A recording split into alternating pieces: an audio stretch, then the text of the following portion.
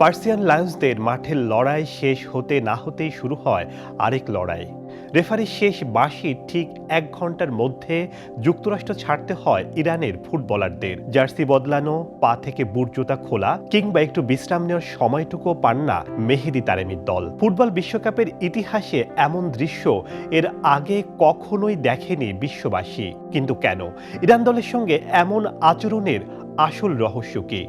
প্রিয় দর্শক, সময় টেলিভিশনের আজকের আয়োজনে আমরা জানব ফুটবল ইতিহাসের অন্যতম অন্ধকার এক অধ্যায়ের গল্প। ঘটনার সূত্রপাত চলতি বছরের 28শে ফেব্রুয়ারি। মার্কিন যুক্তরাষ্ট্র ও ইসরায়েল যৌথভাবে ইরানের ভূখণ্ডে হামলা শুরু করার পর থেকেই এর আঁচ এসে পড়ে ফুটবলের সর্বোচ্চ আসরে। নিরাপত্তা ও ভূরাজনীতির অজুহাত দেখিয়ে হোয়াইট হাউসের ফিফা টাস্ক ফোর্স ইরানের জন্য জারি করে এক নজিরবিহীন ও কঠোর নিয়ম। ইরান দল ম্যাচ শুরুর ঠিক আগের দিন বা ম্যাচ ডে -1-এ যুক্তরাষ্ট্রে প্রবেশ করতে পারবে, আর খেলা শেষ হওয়ার 1 ঘন্টার মধ্যেই তাদের ছাড়তে হবে মার্কিন সীমানা, আশ্রয় নিতে হবে মেক্সিকোর টিজুয়ানায় অবস্থিত তাদের অস্থায়ী ক্যাম্পে।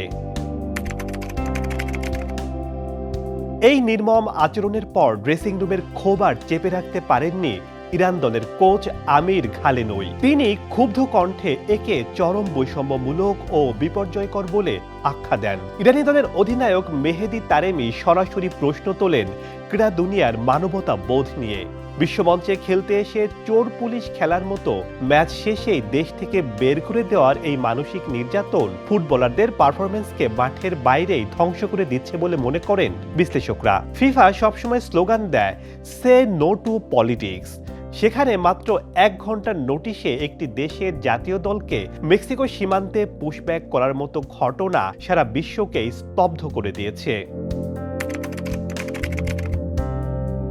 এই ঘটনা ফুটবল বিশ্বে তীব্র আলোড়ন সৃষ্টি করেছে।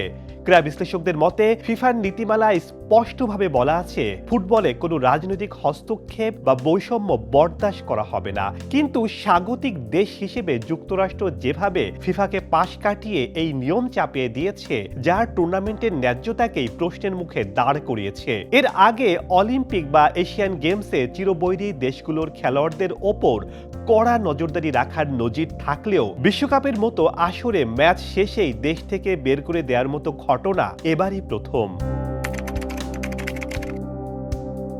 মাঠের খেলা ইরান লড়ছে প্রতিপক্ষ দলের বিরুদ্ধে, কিন্তু মাঠের বাইরে তাদের লড়তে হচ্ছে পরাশক্তিদের রাজনীতির বিরুদ্ধে। মেক্সিকো থেকে বারবার ফ্লাইটে এসে যুক্তরাষ্ট্রে ম্যাচ খেলা এবং ম্যাচ শেষ হওয়ার সাথে সাথেই ফিরে যাওয়া, এই শারীরিক ও মানসিক ধকল নিয়ে ইরান দল বিশ্বকাপে কতদূর যেতে পারবে সেটাই এখন বড় প্রশ্ন।